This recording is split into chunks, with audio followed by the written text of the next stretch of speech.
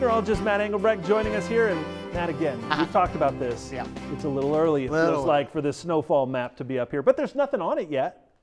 But wait, okay. There's more. I'll put it into motion and you will see we do have some snowfall that is starting to take over portions of the United States.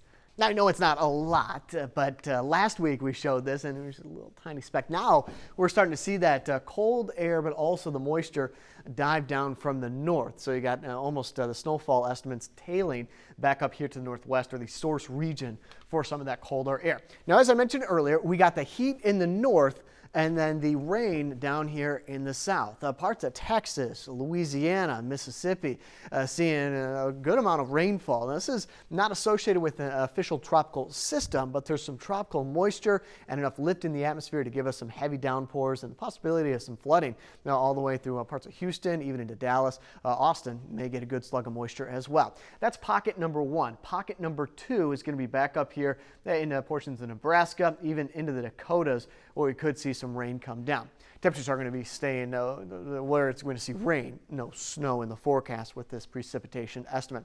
Otherwise, dry under that ridge. So where that heat was located here, that ridge is going to move back to the east, which keeps things very quiet through the Midwest, as well as into Georgia, South Carolina, and Florida.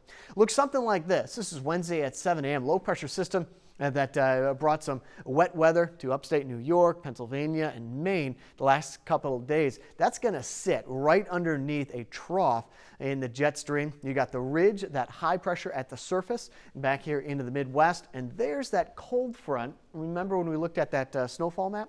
There's that cold front with that cold air coming in on the other side of it. Combine that with some moisture, and that's why we get some of that snowfall kicking up, especially in the higher elevations near Colorado, as well as back up to the north. Now, this is Thursday at 7 a.m. You got a low pressure system cold front on the east coast, a big ridge of high pressure over the Midwest, and then another cold front coming through. By the time we get into the weekend, we'll see the colder air for the Dakotas, and then that'll slowly fill in across portions of Missouri, into Iowa and Wisconsin next week, next Sunday, Monday, and Tuesday, maybe even a little bit sooner than that. 29 pilots, no Palms, California. Morning haze turning sunny, high around 80, low 61.